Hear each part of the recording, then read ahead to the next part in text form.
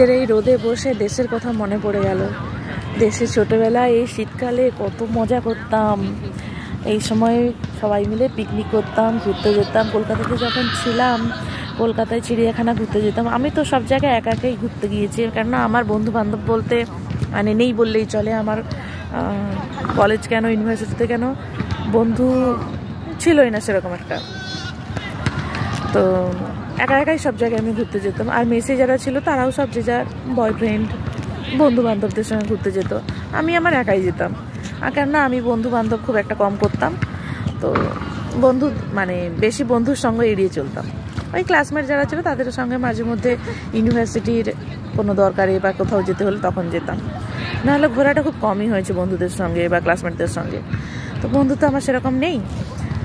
তো আমি একা একাই কলকাতার অনেক জায়গা ঘুরেছি। ভিক্টোরিয়া, তারপরে চিড়িয়াখানা গেছি, সব একা একাই ঘুরেছি। তো গ্রামে যখন ছোটোবেলায় পিকনিক করতাম, সে পিকনিকের মজাটাই আলাদা।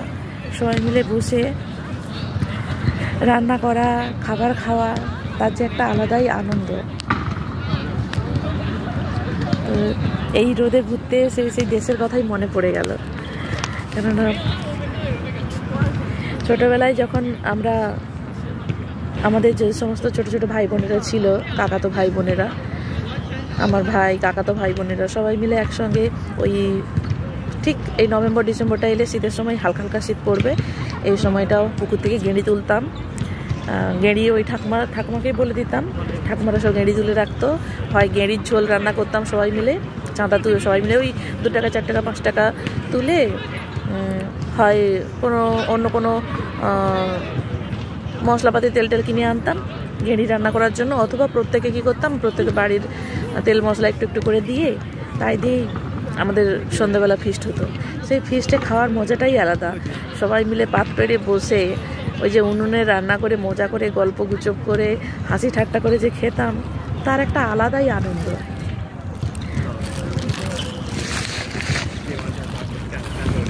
মেয়ে দুষ্টুমি করছে, ব্যাগের চেনগুলো সব খুলে জিনিসগুলো সব বের করতে হচ্ছে।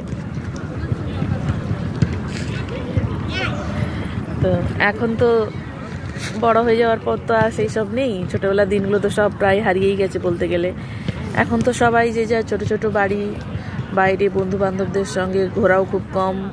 আর পাড়া প্রতিবেশীদের সঙ্গেও মানে ঘোরা আগের থেকে অনেক কমে গেছে।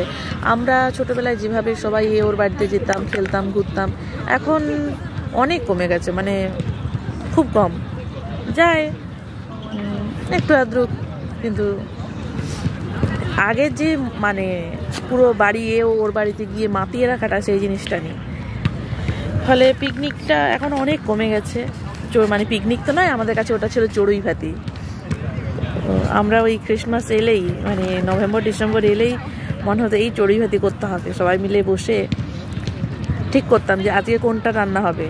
তো সেই মতো বিকেলবেলা আমরা সবাই প্রত্যেকের বাড়ি বাড়ি 2 টাকা 4 টাকা 5 টাকা যে যা পাত্র দিত, না হলে তাদের ঘরে চাল মশলাপাতি, চালটাই প্রত্যেকের বাড়ি বাড়ি তুলে নেওয়া হতো। তখন তো অত মুরগি টুরগি ছিল না, আর মুরগি টুরগি কেনার মতো পয়সাও সবার ছিল না। ওই পুকুর থেকে গেঁড়ি তুলতো, অথবা প্রত্যেকের ঘরে হাঁস মুরগি চাষ হতো। সেই মুরগির ডিম বা হাঁসের ডিম দিয়ে ডিমের ঝোল, বা মুরগির কারো ঘরে যদি মুরগি থাকতো, সেই মুরগি সবাই মিলে টাকা দিয়ে সেই মুরগিটা হয়তো খাওয়া হতো। বা আগে কি হতো, ওই মানে এখন তো ঝিল হয়ে গেছে, ফিশারি হয়ে গেছে, আগে তো তখন ঝিল টিল ছিল না। তখন ওই জমিতে যে ধান চাষ হয়ে যাওয়ার পর এই সময় তলা ফেলানো হতো। তো তলা মানে ধানের বীজ ফেলানো হতো। মধু চলে এসছে, ওই যে মধু চলে এসছে। তো ধানের বীজ ফেলানো হতো।